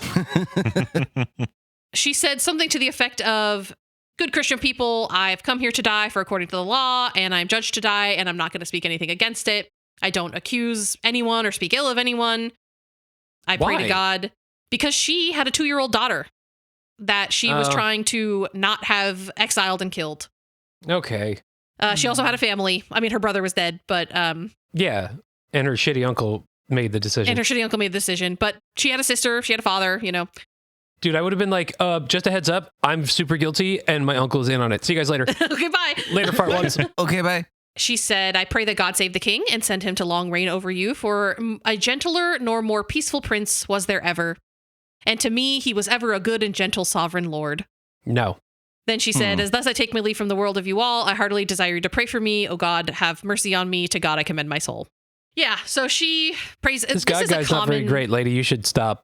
This is a common thread in like last final words of people being beheaded. They're like, God save the king, because they have families. Why would they still say that? Because they have families that they wanted to protect. Yeah, you're going to die. Don't matter. Okay, well, they cared. YOLO. There are some people, dumb people, that argue that Anne could have been guilty of all the crimes she was associated with, but basically everyone agrees at this point that this was a fabricated plot devised by Henry and her enemies to get her out of power. Some historians have cross-referenced the accusations with other known whereabouts, and most of the accusations can be easily dismissed because Anne was literally in a different city than they said she was. Like, oh, she flirted with this guy over here at this castle, when really she was like a country away at a different castle. There's little real evidence that anything occurred. It would have been normal for her to have these people in her household and to interact with them regularly. She also, when would she have had the time? She was constantly surrounded by maids and ladies in waiting. It would have been unheard of for her to be able to slip away by herself and commit these crimes. Guilty. So you Treason, said that kill her. You kill her. You said that some people do say, though, that she was guilty. If those people are probably idiots. Bo, why was she guilty? Guilty. At least they probably used a cool sword to do it. It was Knowing Henry had him pictured on it. He sent the swordsman a locket with his picture in it. He had Anne kneel. He placed a blindfold on her. He apparently took off his shoes so that she wouldn't know when it was coming, and apparently it was pretty quick. What? So that she wouldn't so hear his sneak up on her. footsteps. Yeah. Okay. They used these cool swords that had a square tip for more weight at the end, so that they could. They did in Germany. I don't know if they did in France. It's a cool sword. It's a cool sword. It is a cool sword. I mean, Anne was known to be flirtatious, so it's possible that maybe she flirted with these dudes to get back at Henry for cheating on her. Maybe she was trying to make him jealous. Maybe she thought it would do something. There's no way to really know. Dude, fuck this guy. You're cheating on me. While he's actively cheating on her. And she lost the Game of Thrones. When you play the Game of Thrones, you either win or you die. The question also remains of did they intend to kill Anne from the beginning, or was this a train that got way off the rails? Did it just kind of work out that way? He just followed his dick, and then it just spiraled out of control. Dick spiral. But in the end, like a duck. She was murdered unjustly. She was thoroughly erased from history. Her name was carved off of walls. Her portraits were destroyed or painted over. Henry worked really hard to try and pretend that she didn't exist. He was. I wonder why. He was betrothed to Jane. How long after Anne's head hit the floor do you think that he was betrothed to Jane Seymour? 15 seconds. I'm going to say he was betrothed in 3 between hours. the time when the sword hit her neck and her head hit the floor. He was betrothed to Jane Seymour the next day. You fucker. Yeah, that's his fault. And they were cold yet. And they were married 10 days later. No, good for. Oh, that's quick. Nice quick wedding. Yeah. Tale is old as time. Doesn't want a long engagement. Yeah. Oh, yeah. I know. They get right through it. It probably saves them so much money too. Just how quickly they did it. I see. You know they say. Yeah. Man meets girl. Man falls for girl. Man beheads girl while marrying new girl. And it's funny because Jane Seymour was actually never officially crowned. She was announced as the queen, but there was a plague breakout. The plague also, a plague had come back around, and the plague was around at this time. Plague's always happening back in the 1950s. Always a fucking plague. It's always a plague. Name something better than the English and the plague. Our more iconic duo. Yeah. Call the title of the fucking episode at this point. So because there was a plague in London, they didn't want to go to London to do the coronation. But also, some think that maybe Henry was tired of spending money on these wives, and he was waiting to see if it would work out before doing that. Well, that's they say when you put all of your resources into your first wedding, right? And so then you have a second wedding. It's not as big. Well, his second wedding was bigger than his first tell wedding. Tell that to Herbert fucking Hoover, Chef Boyardee episode. Please listen. Yeah. And then his third wedding was pretty low key. Nice backyard wedding. Yeah, just a couple of friends, just friends and family. Backyard of Buckingham Palace or whatever the fuck. I don't even know. Get to a local Whitehall barbecue Palace, restaurant to BYOB. Bring your own dynasty. And so bring your own beheading. So yeah, Henry is now married to Jane. Now that's a Anne party. is gone. Do you want to get to know a little bit about Jane? Do I? I mean, how old was Anne when she died? When she died, Anne was less than 30. So then this one died in a jet ski accident. Mm-hmm. They didn't have brakes on jet skis back then, and she went way too hard at the pier and couldn't turn. So not much is known about Jane Seymour's early life. She was born to a wealthy family somewhere in around 1808. They think 1808. She was moderately educated. She was basically able to read and write in English, but she was much more skilled at women's work, quote unquote, such as managing households. She apparently was a very skilled embroiderer. She was described as a woman of no great beauty or learning, though she was also described as the fairest of all his wives. So again, perspectives and people writing Those stuff. Are two very separate things. She got a big ass, didn't she? She got a fat ass. I don't know. You got a donk in the English. I don't know if she was She got dummy that thick. English cake. You know what I'm saying? She was. She was a She got that a Black pog. Forest cake. Wait, What? what's Wait. an English cake? What's an English cake? Oh, trifle, a Yorkshire pudding. There you go. She got that Yorkshire pudding. she- You know what I'm oh, saying? She had that jammy Dodger. something bangers and mash. All right, keep going.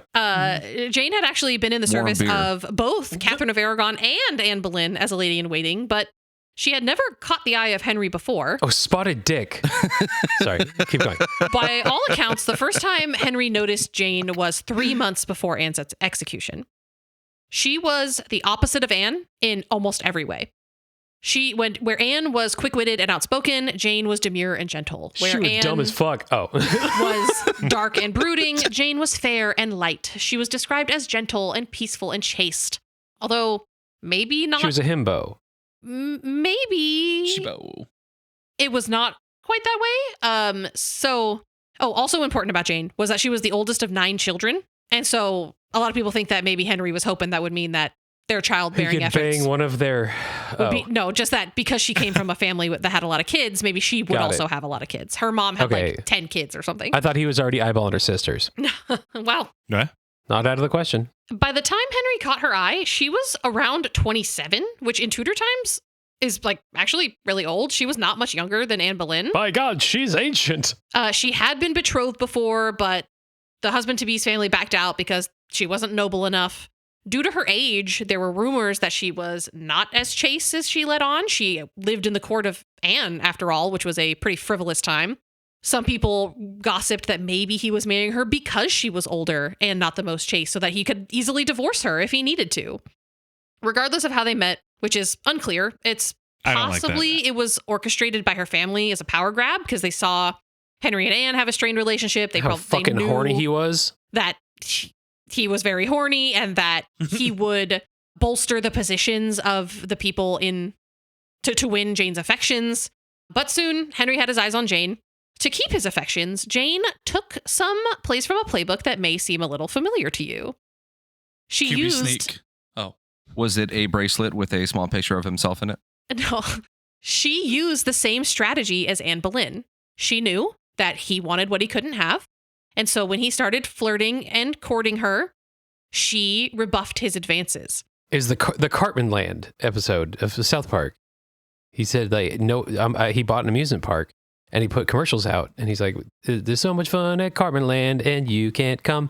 And he went to the lane where they couldn't come. So then they people would line up out front and try to get inside, and he'd be like, "No." And then the lines would get longer and longer. But then the ride started breaking, so he let like 2 people in a day to fix them. But then he needed to start feeding those people, so he had to let 4 people in to start paying for the food. And then all of a sudden, he had a successful business. So she Cartman landed him. She Cartman landed him. He apparently sent her a letter and a purse of gold to Jane, and she refused both without even opening the letter. She apparently kissed the letter and told the messenger to relay to the king that she had no greater riches in the world than her honor, which she would not injure for 1,000 deaths, and that she would accept sovereigns from him, aka money from him, at such a time as God would be pleased to send her some advantageous marriage. So she basically said to him, no ring. If you like it, then you No gotta put a thing. ring on it. Yeah. She said, go back, tell the king, Ligma. Get wrecked. She played hard to get, refused to sleep with him unless they were married. Again, the same thing happened as with Anne. It made him want her more. He did the same exact thing he did. He favored her relatives. He put them in positions of power. This guy has some fucking issues, dog. He needs therapy. The Spanish ambassador to England at the time says that she was well tutored on how to play with Henry's affections. That She tutored the tutor? that she tutored the tutor. That most notably her brother put Jane in front of Henry and instructed her exactly how to play him. Essentially was don't give in to his demands and denounce his marriage with Anne. However, just say no. Much you can. It's super easy. It's so easy. He won't be mad at all. How much of this was Jane? How much of it was her family? How much choice did she have? How long can you really refuse the king? It's all unclear and unknowable. Wow. Ironically, people were pretty sympathetic to Anne after they saw how she was treated and how fast Henry moved on and married Jane. They still hated her. Fool me once. But there was whispers. Fuck that guy. About how fucked up that was. They should be numb to it. Like, oh my God, get over it. As I mentioned before, while Anne was on trial, Henry was at court, publicly and loudly wooing Jane, speaking of marriage, lavishing her with gifts. Being a dick. Yeah. And so Anne dies. They get married. She was Catholic, for one, and she was very sympathetic to the late Queen Catherine. And she was really compassionate towards Mary, Henry's daughter with Catherine, who had essentially been banished this whole time. This actually garnered her a lot of brownie points with the English people and the courtiers because, again, people still liked Catherine. It sounds like they didn't like Henry either. Yeah. But they just couldn't say it. Yeah. Jane encouraged Henry to reconcile with Mary, but she was successful eventually in reconciling Henry and Mary, but she was unsuccessful at restoring Mary's claim to the throne, which she did advocate for. And the two would go on to form a really close friendship, her and his daughter Mary. As queen, Jane was said to be strict and formal. The conduct at court was to be proper and chaste. Again, the exact opposite of Anne Boleyn's court, where gaiety and entertainment and extravagance was popular. They wore French fashion in Anne's court and the French style of headdress. Jane said, absolutely not. We're doing it the English way. The only time she tried to involve herself outwardly in politics was in 1536, when she asked for pardons for participants of a Catholic rebellion that had cropped up. And Henry is said to have rejected this outright, reminding her of the fate of her predecessor when she meddled in his affairs. Oh my God. So he's like, oh, I remember when I did that thing? I mean, maybe did that thing. Hey, remember that I totally had Anne killed when she crossed me? Yeah. I do like that she's running her court the way that way, though, because when you're a leader like that, I really feel like, straight to business works a lot better than schmoozing. Not a fan of the schmooze, huh? I like schmoozing, but I'm also like not a king. Yeah. But if I was a king, I'd be like straight to business, like no fuckery around here, or else people's heads are going to get cut off. Like, so you'd be a tyrant. Cool. Shit. I'm learning things about myself. You're learning that you're aligning yourself with Henry. Justin, kill her. Kill her. If it was any indication of Jane's understanding of her place, her motto as queen was bound to obey and serve. So, yeah, she knew the gist of what was going on. Okay. It took about a year or so for Jane to get pregnant, but she did in 1537. Girl. During the late stages of pregnancy, she lived a quiet and secluded life, waiting the birth. In October of 1537, she gave birth to a healthy baby boy, to Henry's delight and relief. He finally had a son. His name was Edward. He was the only one of Henry's legitimate sons to survive infancy. Congrats and fuck you. Both of Henry's daughters, Mary and Elizabeth, were present and carried Edward's train during the coronation ceremony. Congratulations, kid. Your dad's a dick. No, I noticed that you only said he survived infancy. He did survive infancy. That is true. Until Henry made him joust with him and popped his little baby head off with a lance. Well, you know they say in England, if it's not raining, it's plaguing. Did he die? Damn. Oh my God. For a second, my brain had to parse the word plaguing for a second. Yeah, right? Raining and plaguing. I was thinking pegging, to be honest. Oh my God, you guys are gross. Nope. I think you're listening to Get Dumped On podcast. Jane's labor with Edward was very difficult. It lasted 2 days and 3 nights. So just like his father. It was clear after his birth that Jane was severely ill. Uh-oh. She never recovered from this childbed fever, and she died 12 days after Edward was born. You know what? Baby plague. All things considered, it worked out okay for her. yeah. Probably better in the long run. She didn't live long enough to see herself become the villain. Or become the villain and get your head cut off in front of people. Yeah. Modern accounts differ on what caused her death. It mostly comes down to medical care was awful. Yeah, lack of penicillin. Yeah. Infant mortality rate at this time was crazy high. It was around 14%, which is actually insane.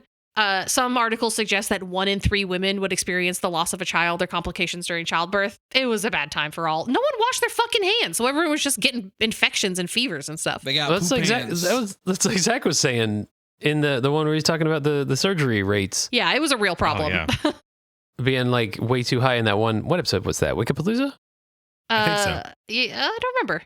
Or no, it was the Evan episode? I don't remember.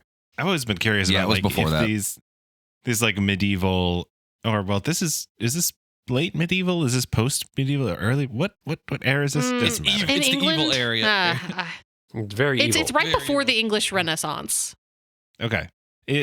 Mike, what I'm curious about is if like the rate of injury and death and childbirth is better like in like a doctor's office in London, or like if you just went out into the fucking woods. Yeah, and you honestly, had a baby. right? Like, oh God.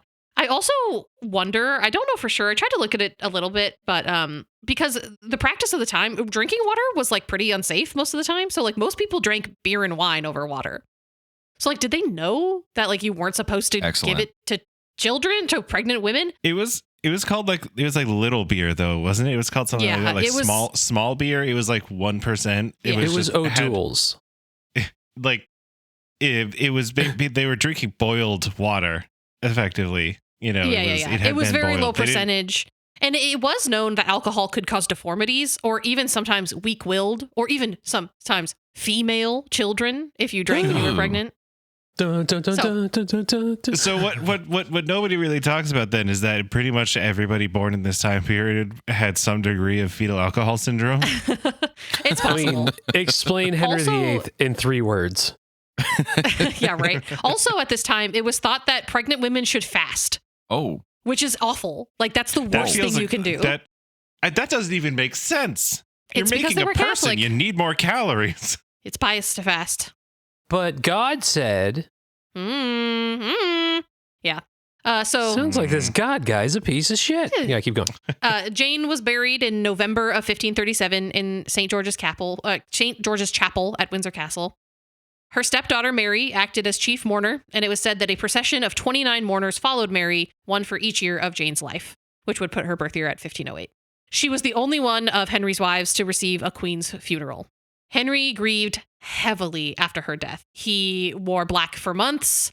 He always said Not that... yellow. Not Fucking not bitch. yellow. He wore black. It was no question whether or not he was sad. He was very sad. He said that she was his truest wife, that he loved her the most. The question Fuck is always you. asked, like, did he love her the most out of all of his wives? No. Was it because she gave him a son? I mean, probably. she gave him a son. Fuck He was you. pretty happy with that. Go fuck yourself. After her death, Henry really let himself go. His leg ulcer started getting really bad. It never Good. healed. It caused him Good. mobility problems and chronic Good. pain. Fuck that guy. He stopped like exercising and jousting, but he didn't stop eating pheasant and drinking beer, so he put on a lot of weight. Robert Baratheon. He got diabetes, he got gout, he became even more temperamental and angry. Eventually, Real question, real quick. How did they treat diabetes back then? they didn't. They didn't. They Like, took your they blood That's bloodletting. fucking crazy. No, Time to let the blood demons out. Type 2 diabetes doesn't require insulin injections like type 1 diabetes does. It doesn't? I don't know anything No. about diabetes. Doesn't it? I thought it did. I thought it did. No, not when it's type 2 diabetes. So, and that's the kind that you get from being too fat when you're old. Are you sure about that? I don't know if that's true. Yeah. That sounds right. It just means what it means is that you're tired all the time, you're peeing a lot, and you get infections really easily. And your body doesn't hydrate itself correctly, and it results in a lot of kidney problems and heart problems. Oh, he died of kidney and heart problems. That's crazy. Huh. That's God doing his God thing, when apparently. he Not did- science. Now I feel really bad about sitting here eating a sleeve of Oreos. Dude, I'm And eating it No, means you're that fine. your fun fact is that it means I'm that gonna your die. pee smells like birthday cake. And that's how the ancient Greeks would diagnose type 2 diabetes. Like, is excuse me, that sir. May you pee on me? they'd have you pee onto an anthill, and if the ants came out and got really excited, that would mean that you'd have diabetes because there's too much sugar in your pee. I'm sorry. The ants love your Hold on a piss. You are second. ill. Hold on a second. And that's why type 2 diabetes is called diabetes mellitus, because mellitus Oh, no. refers to how sweet. Go back. Anthill? Huh. They couldn't, like, pee in a cup and sniff it. They had to find some Piss ants on an anthill. and piss on them. Dude, the Greeks were fucked up. You need scientific control here. What See, other if you animals did they Smell try is this subjective. with? down The the road, ants are sniff it. objective. Like, they pee on a bunch of aardvarks. They're like, oh my gosh, they're doing flips. Like, what? What was? Who figured that? Who was like, hey, go pee on those ants and see what happens? Oh wow, they're really happy. You might have diabetes, sir. If only Henry had some ants to piss on, maybe he wouldn't have died. But eventually he did die. Oh, he would He have had just him all killed the beheaded. ants. Not before his other 3 lives, but we'll skip over them for a second just because we're going to end it after Jane. When he did eventually die, he was buried next to Jane. Even though he had 3 wives after this, even though he had 2 wives before this, at the end of the day, he lays next to Jane forever. Wow. Wow. Fuck you. Oh, sorry. Wow. Wow. Oh, wow. Sorry. Wow. And Fuck you. with that sad death, we're going to end it here. So Henry has a son. He has what he's always wanted, but his wife has died. He is terribly depressed. Good. And then next time, we'll get into his last 3 wives and see how this story finishes out. And from my understanding, it doesn't get any better. So In fact, it gets stand by. honestly worse, in my opinion. So we got 1 more Anne and 2 more Catherines, right? We got 1 more Anne and 2 more Catherines to go. All right. Jesus Christ. All right. They need to Both think are of more paying names. attention. So yeah, what did you guys think of the first half of this story? A lot of dead people. A lot of dead You know what? people. I'm going to say, this might be controversial, but I'm going to say it. I'm going to fucking say it. All right? You don't care that we hurt our I don't elbow? care that you broke your I elbow. might get canceled. For this, but I'm going to say it. I think Henry VIII was a real piece of shit. Real piece of Canceled. shit, right? Kill him. You know what? I'm gonna just like add some controversy. I'm gonna disagree with you. Stand-up guy. Best king ever. Mm. Defend your. How would you defend that position? Bo's the only one of us that would not be beheaded or hanged and drawn It's and true. quartered. He's the yes man in this situation. Bo would be so like, I'll go fight the Pope. I'll fight He's the always Pope for gonna real. fight that motherfucker. You need a bodyguard? I'll die for you. I'll fight the fucking Pope. Yeah, Pope, you want to throw some hands up? I'll throw Hey, some oh god, he's turning into New York again. He's becoming New York Hey, again. Mr. Pope, guess who's walking here? My fist in your fucking face, Mr. Pope. Bo's always glazing the How's his king. sister You know doing, how he Pope? is. He's gonna glizzy him. How did the first part of the story live up to your preconceived notions of Henry VIII? Bad. Even worse. It's worse than you Worse. thought. Yeah. Yeah, you know, the popular conception, right, is that he beheaded all of his wives, like we talked about at the beginning. And okay, so on one hand, I'm glad that he didn't behead all of his wives, but I would argue that maybe locking them in a tower and not letting them see their child for the rest of their life might be worse than beheading. Pretty bad. The most my knowledge is from a Simpsons episode of King Henry. When they did this Marge read stories at the library about it. And it's way worse. Hey, Andrew, what was your favorite part? Oh god. My favorite part was when he got depressed and diabetes. That's my favorite part so far. When he fell jousting and hurt himself and was He fell unconscious for 2 jousting hours? when he was unconscious and they couldn't soup spoon him for a while, and then he got diabetes and then he's fucked up mentally. That's my favorite part so far because fuck this motherfucker. He's a piece of shit and I hate him. And I hope that it goes downhill for him a lot in the next episode. Like way too much. We'll have to wait and see. Like I hope he starts doing that crocodile drug from Russia. That's what I hope he's doing in the next episode. Yeah, it'll be part 2, Crocodile Rock. Zach, what was your favorite part? I'm going to have to agree with Andrew. My favorite part is when Henry VIII got fucking rocked. What happened to the guy who rocked him? Kill him. Oh, he's dead. I think it was ultimately fine because it was in the spirit of the joust, although I don't know for sure. He's probably dead. He was probably dead seconds after that. I don't know. Mm-hmm. He woke up from his 2-hour nap and just kind of sat up and was like, kill that man. Kill him. That's, I was like, that's we true. took care of that. So We're good. If he wasn't dead now, I would be horrified. I don't think it's a spoiler to say that everyone involved in this story is dead now. They all are dead. Every single one of them. Spoilers. Zach, stop saying controversial things. Knock it off.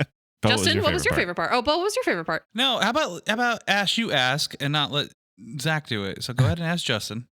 Thank you for standing up to him, Bo. Someone needed to. Justin, what was your favorite part? I'm going to behead this motherfucker.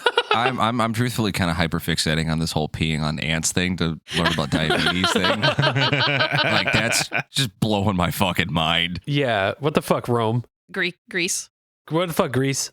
I think, I don't remember. I'm pretty sure it's Greek. Oh, he doesn't even know. Yeah, Greeks, Romans. What's the difference, honestly? I didn't know that between the period of Catherine and Anne, the whole process of divorce took 7 fucking years. I thought that, like, I've heard the story and I thought that turnaround was a lot faster in the context of, looking back at history, things seem a lot more truncated, but 7 fucking years. It was a saga. That's why the second one was so much faster, because he's like, I'm not doing this again. Let's just lop the head off and get over with. I'm not even going to be there. Yeah. I'm just going to be getting ready to get married the next day or whenever it was. Engaged the next day. Fuck you. Fucking crazy. I've never met a cool guy named Henry. They're all dicks. What about a Hank, though? That's a different story. I met a cool Hank once. Yeah, it's a different Hanks story. are pretty cool, I think, Hanks are in my dope opinion. as shit. Bo, what was your favorite part? My favorite part is when he's told the Pope to fuck off. I'm gone now. The fucking will do it live. So, go King Henry. That's my favorite part. I believe it was in his memorandum, and I quote, "Fuck the Pope." Fuck duh Pope. And so, like, this early part of the story is really when, like, honestly the biggest scandal happened, because it set in motion the events of the Reformation in England, and England turning from a Catholic country to a Protestant country, and really kicked that shit off when she convinced Henry to break from the Catholic Church. They went from dumb to dumb. It was a scandal. Let me tell, like, it was shocking to the people, because that wasn't a thing that happened. People didn't go against the Pope. Yeah, and entire countries fall before they just change religions. Yeah. Well, when you've got a maniac at the wheel, I guess anything's possible. That's true. That's why you boys like Protestant. Take us out, Justin. Justin, take us out, motherfucker. Justin, take us out. All right, Justin, take us out. And get ready for part 2. Thank you all for listening to the. You know what? I should go. Thank you all for listening to the first half of Kill him. Of the first half of the 6 Wives of Henry VIII, the biggest piece of shit in history. Maybe your opinion. A pretty big one. We hope you had fun and learned something here. And I hope you agreed with us. Yeah. Except for Bo. Tell the people where they can find us.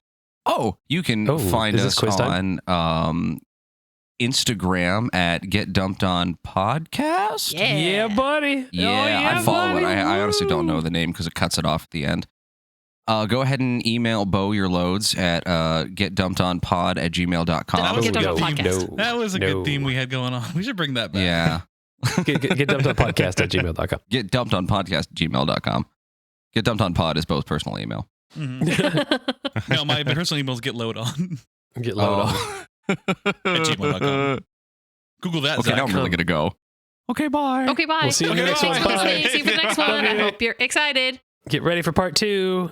Depression Boogaloo. I think you know where it's gonna go. It is not great. Ash and Zach are super smart. They went to college and learned a bunch of stuff. And Bo and Andrew didn't go to college because that's just the way life goes sometimes. What happens when you put them together and you try to make them learn? Grab your friends, let's listen together on Get Dumped On an Info Dump Podcast. Hey, fuck the Pope. Kill him. Oh, God, kill him. I'm gonna get him.